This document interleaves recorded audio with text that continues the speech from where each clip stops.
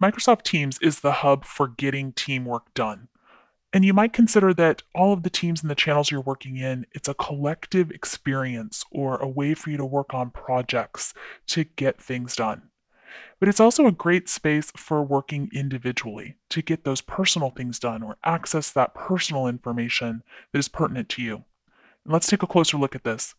While we are in the Teams area, from the left navigation of the online app as you see it here or the desktop app, you will find files. If you do not see it listed as an icon on this navigation, go to the three ellipses and expand the More menu, and then select Files. This takes you to a view where you can see the recent documents that you have interacted with. And in this view, we're able to see the type of document, the name, when it was modified, and the location. This one resides in H. Fremont's OneDrive, where these other ones are a team and a channel that they reside in. You can also see a complete view of all of the files that are available to you within Microsoft Teams by selecting Microsoft Teams and then browsing that library. The cloud storage is OneDrive. This is OneDrive for Business.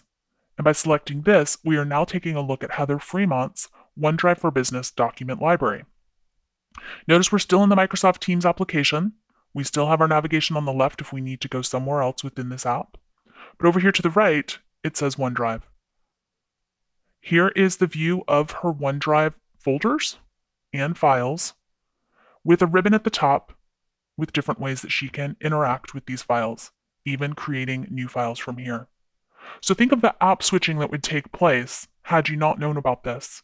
You would likely go to your Office app launcher, select OneDrive, and then work with your files in that separate application, that separate browser tab in this case since we're in the online version.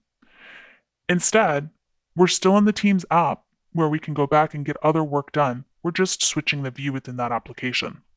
Over to the right, if you'd like to change the view of this, if it's easier for you to find things, Compact List will allow you to see more files within the library view, and Tiles List will show you thumbnails, so you have folders as well as thumbnails of the file and a bit more information underneath the title of that file. Once you make a selection, if you need to work with a file, let's go ahead and select this 2018 sales. It's going to open it in the associated application while still working in the frame of the Teams application. Now we're able to view, and if we need to edit, select Edit, and we can make modifications to the document. Once you're done, select Close in the upper right corner, and it brings you back to the OneDrive document library. And that is how you can access your OneDrive files from the Teams application.